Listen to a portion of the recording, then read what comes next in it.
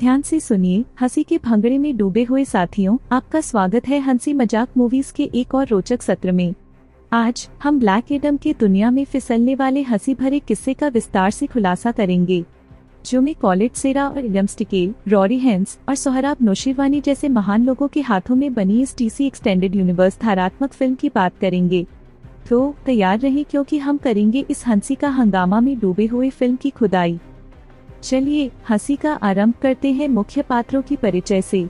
Black Adam में है हंसी भरे ड्वेन जॉनसन, जो खेत एडम का रोल निभा रहे हैं, जिन्हें मिस्री देवियों ने प्रदान की हुई शक्तियों से लाभान्वित प्राचीन अद्वितीय में स्थानित किया है। अब चलिए कहानी के हृदय में डालते हैं।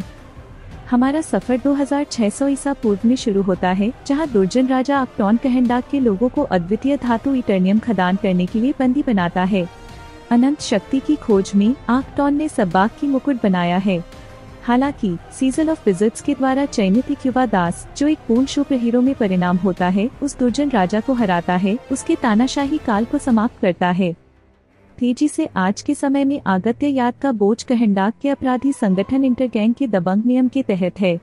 इसमें सारा शाही द्वारा निभाई जाने वाली एक कियोलॉजिस्ट अद्रियाना तोमास, जो अपने भाई करीम और सहकर्मी समीर और इस्माइल के साथ मिलकर सब्बाक की मुकुट को ढूंढने का कार्य करती है।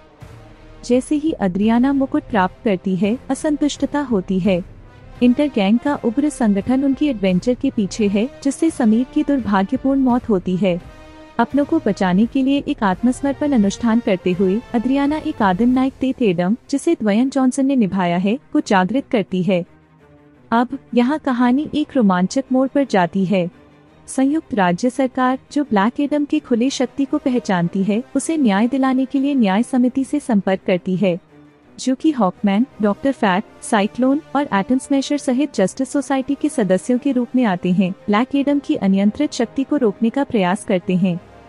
लेकिन ब्लैक एडम सीधा एक स्वरूपी दुश्मन नहीं है। जैसे ही उसके गुजरे हुए कल की परतें उठाई जाती हैं, हमें एक दुखद इतिहास पता चलता है। उसका मूल मिशन प्रतिशोध का था, जो उसके बेटे हुरुत की हत्या और उसके परिवार के प्रति की गई अन्यायों से उत्पन्न हुआ था।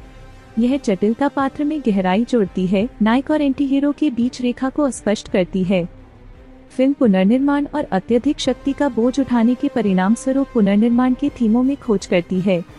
यह ब्लैक एडम के लिए एक आत्मयान की यात्रा है, जिसमें उसके अतीत के भूतों से सामना करना होता है, जो एक क्रिमिनल संगठन के नेता इस्माइल, जिसे मरवान केंजारी ने निभाया है, के साथ सामना करना होता है। जब इस्माइल ने अपने आप को आक्टॉन के आखिरी वंशज बताया, तब कहानी के असली स्टेक सामने आते हैं। वह अद्रियाना के बेटे इमुन को अद्वितीयता की मुकुट खोलने की कुंजी के रूप में बनाता है, और ब्लैक एडम को अपने दुर्भाग्यपूर्ण इतिहास का सामना करना होता है। क्लाइमैक्स तक नाटक तब पहुंचता है जब गिल्ट रिडन और शोक से भरा हुआ ब्लैक एडम अपने अतीत और अपने कर्मों के परिणामों का सामना करता है। फिल्म चालाकी से प्राचीन पौराणिक कथाओं, परिवार और न्याय के लिए संघर्ष के तत्वों को एक टेपेस्ट्री में मिलाती है, जो दर्शकों को उनकी सीटों पर बैठे रखती है। एक संवेदनशील क्षण में अपने अतीत के कारण दुखित और शोक से भरा हुआ ब्लैक एडम न्याय समिति को समर्पित होता है। उसे एक गुप्त अंडरवाटर टास्क फोर्स एक्स काला स्थान में ले जाया जाता है। फैट, हॉकमैन की आगामी मौत का एक संवेदनशील दृष्टांत के साथ इस्माइल की मौत को सैक्रिफाइस से रोकने की आशा करता है। क्लाइमैक्स लाते हैं सब्बाक, कहंडाक को आतंकित करने के लिए नर्क की सेनाएं बुलाते हैं। जस्टिस सोसाइटी अब असली खतरा को समझते हुए सब्बाक को रोकने के लिए लड़ती है। फैट, जिसे यह मानने का विश्वास है कि हॉकमैन की मौत बलिदान के माध्यम से टाली जा सकती है, एकला होकर सब्बाक का सामना करता है। एक रोमांचक घटना के परिणाम स्वरूप ब्लैक एडम समय पर स्थिति से रिहा होता है, ताकि वह सब्बाक का सामना कर सके और दिन को बचा सके।